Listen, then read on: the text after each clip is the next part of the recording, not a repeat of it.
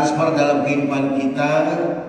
Yang pertama adalah para sahabat memiliki hakikat kalimat tauhid, la ilaha illallah Muhammadur Rasulullah. Yang kedua, para sahabat memiliki hakikat sifat sholatul khusyuk wal khudu', sholat yang penuh konsentrasi dan tertib. Yang ketiga, para sahabat memiliki sifat utama ilmu ma'al dzikir, ilmu yang senantiasa dikonfrontir, dikomunikasikan kepada Allah. Yang keempat, para sahabat Rasulullah SAW memiliki sifat utama yaitu ikhlasun niyah, ikhlas niat dalam segala perbuatan amal soleh. Dan yang keenam, yang kelima ya, yang keempat, kelimanya ikhlasun niat, keempatnya para sahabat memiliki hakikat ikramul muslimin, memuliakan sesama muslim. Dan yang keenam adalah para sahabat memiliki hakikat sifat dakwah wa tabligh. Kita bahas satu persatu, Pak. Yang pertama, para sahabat memiliki hakikat tauhid, kalimat tauhid, la ilaha illallah Muhammadur Rasulullah. La ilaha illallah itu apa artinya? Ilah itu sesuatu yang mempengaruhi kita, yang menyebabkan kita dipengaruhi, dikendalikan oleh sesuatu itu. Maka yang mengendalikan kita, yang kita terpengaruh dengannya, maka itu disebut ilah. Kita menyebutnya apa? Tuhan. Jadi la ilaha illallah. Ini sering saya sampaikan, ini untuk menguatkan saja. Ibu, kalau kita sudah punya hakikat la ilaha illallah, hakikat itu esensinya. Ya, kalau zahirnya kita ucapkan la ilaha illallah, belum tentu hakikatnya masuk dalam hati. Karena hakikat itu akan mempengaruhi kehidupan kita. Itu hakikat. La ilaha illallah artinya tidak ada Tuhan kecuali Allah. La ilaha illallah artinya apa? Tidak ada yang menciptakan alam semesta ini kecuali Allah. La ilaha illallah, tidak ada yang mengatur seluruh alam ini kecuali Allah. La ilaha illallah, tidak ada yang memelihara seluruh alam ini kecuali Allah. La ilaha illallah, tidak ada yang memberikan rizki makhluk ini kecuali Allah. La ilaha illallah, tidak ada yang menghidupkan dan mematikan kecuali Allah. La ilaha illallah, tidak ada tempat bersandar, curahan hati kecuali Allah. La ilaha illallah, tidak ada yang bisa melakukan apa saja yang diinginkan oleh makhluknya kecuali Allah. La ilaha illallah, tidak ada yang bisa menyelesaikan persoalan kehidupan kecuali Allah. La ilaha illallah, tidak ada yang kecuali Allah. La ilaha illallah, tidak ada yang bisa menyelesaikan seluruh persoalan kehidupan kita kecuali Allah. Itu makna dari la ilaha illallah, Pak. Maksud itu. Makanya disebut kalimat itu tauhid. Kalimatnya yang tunggal.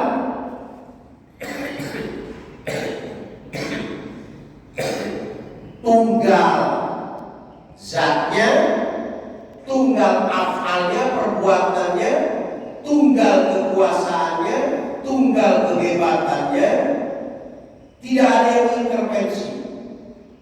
Maka ketika kita bersandar kepada Allah, barulah kita memiliki hakikat la ilaha illallah. Itu ya. Kalau hakikat itu di mana adanya? Di hati. Kemudian timbul dalam amalan, itu namanya hakikat. Kita sering mengucapkan la ilaha illallah, disebut zikir. Habis sholat misalnya 33 kali la ilaha illallah, la ilaha illallah, la ilaha illallah. Apalagi kalau kita ikut thariqah, bimbingan bagaimana cara berzikir. Ada thariqah Naqsabandiyah, ada thariqah Qadiriyah, ada thariqah Sajidiyah. Ya. Itu namanya thariqah. Maka kita dipandu zikir kita, tapi itu baru tataran zahiriyah, casingnya, cangkangnya. Nah, hakikatnya itu adalah ini, Bu. Kalau yang namanya hakikat itu di dalam hati. Jadi gini, hati kita ini cuma satu, qalbun namanya. Bahasa Inggrisnya pun heart, perasaan. Maka di dalam hati kita hanya ada iman, hanya ada kebesaran Allah. Di otak kita ada ilmu, di hati kita, di dada kita ada apa? Iman, hakikat kebesaran Allah. Karena Allah ciptakan hati kita satu dan juga tidak bisa diisi oleh dua kekuatan atau lebih. Jadi hati ini tidak bisa diisi oleh separuh kebesaran Allah, separuh kebesaran dunia, nggak bisa. Hanya satu kebesaran. Kalau enggak kebesaran Allah, yang kebesaran dunia. Gitu. Maka hakikat la ilaha illallah itu apabila hati terisi dengan kebesaran Allah. Dunia itu di luar hati. Gitu. Bagaimana caranya untuk mengetahuinya? Sebenarnya indikasi atau tanda-tanda adanya kebesaran Allah di dalam hati kita itu pertama dari ucapan. Ucapan itu cerminan daripada apa yang ada di dalam hati kita. Kalau ucapan kita ini selalu mengagung-agungkan Allah, membesarkan Allah, maka itu refleksi daripada jiwa yang di dalamnya ada kebesaran Allah. Tapi kalau ucapan kita ini hari-harinya membicarakan urusan dunia, maka itu cerminan di dalam hati kita ada kebesaran dunia. Gitu. Nah, kata ulama, al-junnun fannun. Ada gila harta, gila pangkat jabatan, gila judi, gila perempuan, gila laki-laki. Dan ada juga yang bilang agama. Rasul SAW untuk mengembangkan Islam di Mekah disebut orang gila. Gitu. Jadi ada nilai positifnya gila. Gini Bu, ibu-ibu nih. Jadi kita harus menguatkan supaya kebesaran Allah itu ada dalam dada. Maka hari-hari kita, porsi pembicaraan kita itu lebih banyak yang berhubungan dengan kebesaran Allah. Misalnya ibu di rumah kepada anak, kepada cucu, ya, kepada cucu bilang, nah, Allah Maha Besar, Allah Maha Kuasa. Dunia kecil, akhirat besar. Itu. Suami pulang, suamiku, Allah Maha Besar, Allah Kuasa, makhluk tak kuasa. Jadi itu biasakan. Jadi ucapan-ucapan seperti itu, ini orang sinting gitu. Tapi harus sebagaimana kita menghafal doa-doa kalau kita mau berangkat haji dan umroh, ya kan? Kita hafalin, ya. Maka sama kita juga harus banyak mengucapkan tauhid sebagai pembuktian melekat dalam hati kita. Gitu. Nah, ini penting. Jadi hakikat la ilaha illallah itu harus masuk ke dalam hati kita. Supaya apa? Supaya kebesaran dunia itu keluar dari dada kita. Kalau ini ada air ini misalnya teh. Lalu teh ini supaya keluar bagaimana caranya? Bukan dituangkan, dibuang sekaligus gak bisa. Tapi kita tuangkan air putih terus menerus. Maka lama-lama air teh itu keluar, yang mengisi adalah air putih. Begitulah hati. Zikirkan la ilaha illallah. Allah kuasa, makhluk tak kuasa. Ya, dunia kecil, akhirat besar. Dunia tempat meninggal, bukan tempat tinggal. Itu terus saja. Ya, Allah, Allah, Allah. Untuk apa? Mengeluarkan kebesaran makhluk, kebesaran dunia. Karena kalau kebesaran dunia Pak, ada dalam hati kita capek, lelah kita. Karena yang terpikir semuanya urusan dunia terus. Ya, waktu ibadah aja yang terpikir dunia. Ya. Sholat, tahajud rajin, duha rajin dengan harapan usahanya maju. Ya, dagangnya sukses. Bukan nggak boleh. Dalam syariat hukum Islam boleh-boleh saja orang berdoa minta jadi orang kaya, jadi orang sukses dunianya, boleh.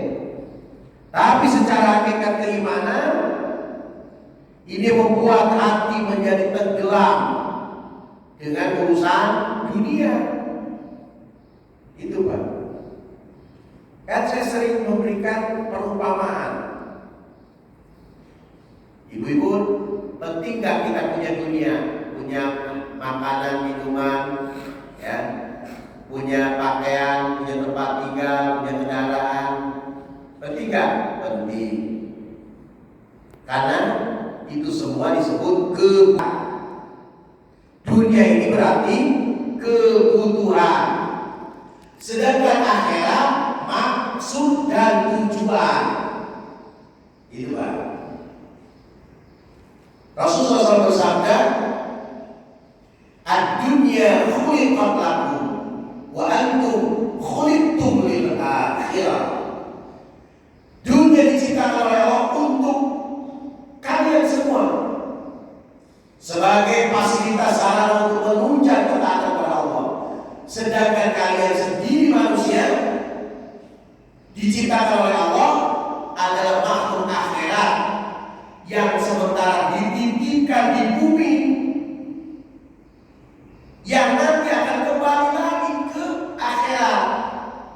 Sedangkan di akhirat hanya ada dua tempat, surga dan neraka. Maka kita jangan salah pulang, salah alamat pulang kita. Kesalahan alamat pulang itu ditentukan ketika hidup di dunia ini. Itu. Maka dunia tidak boleh masuk ke dalam hati kita, Pak. Cukup di luar saja. Misalnya saya sering berikan perumpamaan. Kita melihat kapal laut yang berlayar dari Bakahuni dari Merak ke Bakahuni, ya, Lampung. Itu yang namanya kapal butuh air untuk apa? Berlayar, untuk berlabuh, berlayar dan berlabuh. Kalau airnya tidak ada atau kurang, maka kapal kandas tidak akan bisa berlayar, gitu Pak. Tapi juga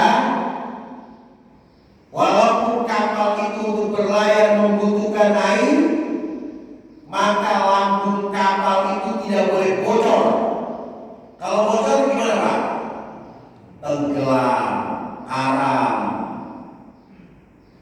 Apa maknanya? Dunia ini kita butuhkan. Kita butuh makan, minum, pakaian, tempat tinggal, kendaraan, kebutuhan. Hanya kebutuhan. Jangan sampai masuk ke dalam hati. Kalau masuk ke dalam hati, bocor itu.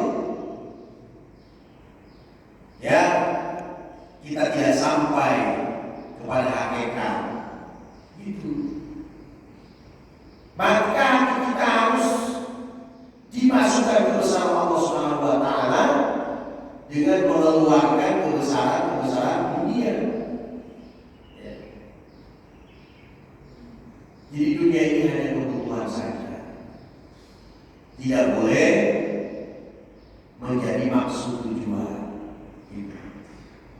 Sama dengan kita punya uang itu Pak, yang namanya harta, ya, uang salah satunya. Itu sebenarnya hanya mampir saja di kita, itu tidak boleh mengendap. Ya, dapat infakkan begitu. Jangan diendapkan. Harus didistribusikan segera. Jadi sebelum kita meninggal dunia itu sudah manfaatkan untuk kepentingan akhirat. Maka itu hakikat la ilaha illallah. Jadi la ilaha illallah itu adalah bagaimana kita maksud dan tujuannya mengeluarkan kebesaran makhluk yang ada dalam hati kita, memasukkan kebesaran Allah. Gitu. Kemudian bagaimana cara mendapatkannya? Zikirkan. Kemudian praktekkan dalam kehidupan sehari-hari bahwa dunia ini sesungguhnya termasuk kita sendiri. Sebenarnya kita tidak ada. Yang ada hanya Allah. Adanya kita karena diadakan oleh Allah. Kalau Allah adanya dengan sendirinya, tidak ada permulaan, tidak ada akhir. Kalau kita ini awalnya tidak ada, tapi diadakan oleh Allah. Maka nanti kita akan ditiadakan lagi, kemudian diadakan lagi. Itu Pak. Maka kita harus memiliki hakikat la ilaha illallah. Itu kalimat tauhid. Ya. Kemudian dalam kalimat tauhid itu mengandung perintah Allah. Allah memerintahkan kita apa? Memerintahkan kita mengibadahinya. Wa ma khalaqtul jinna wal insa illa liya'budun. Tidak aku ciptakan jin dan manusia hanya untuk satu perkara saja. Tidak ada, yaitu hanya untuk pengabdian.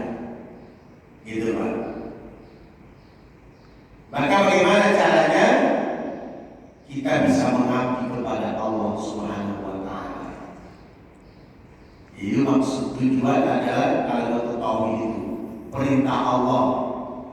Terus bagaimana caranya kita memahami perintah Allah? Allah menyuruh kita salat, Allah menyuruh kita zakat, puasa, haji, berbuat baik. Bagaimana caranya? Tidak ada yang tahu kan? Tidak ada kan?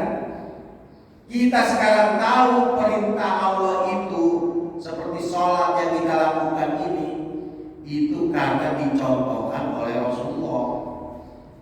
Maka kalimat tauhid yang kedua adalah Muhammadur Rasulullah.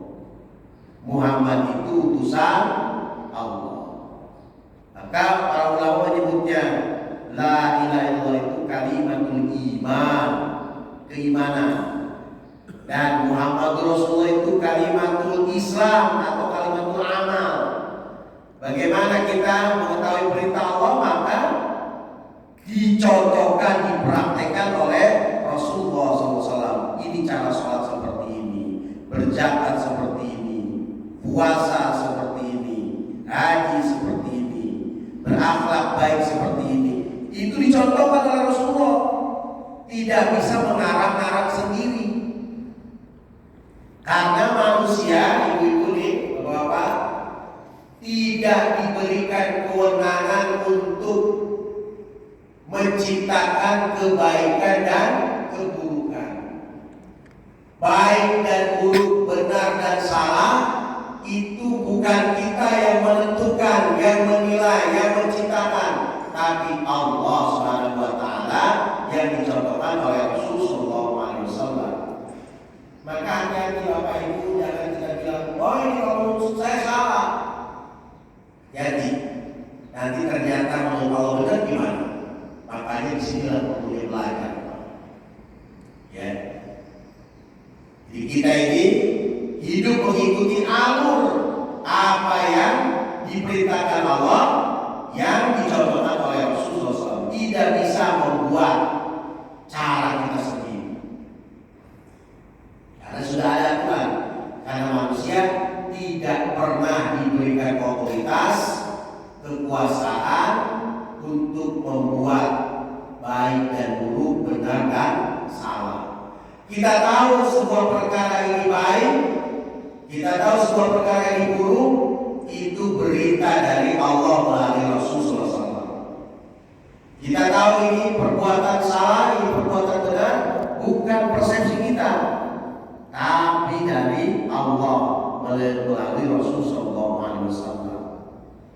Itu karena kita manusia tidak diberikan kewenangan untuk menciptakan baik dan buruk. Gitu. Kadang-kadang yang menurut kita baik ternyata di hadapan Allah buruk. Ada juga yang menurut kita buruk ternyata di hadapan Allah baik. Maka baik buruk bukan ditentukan oleh manusia, tetapi berita langit dari Allah Subhanahu wa Ta'ala melalui Rasul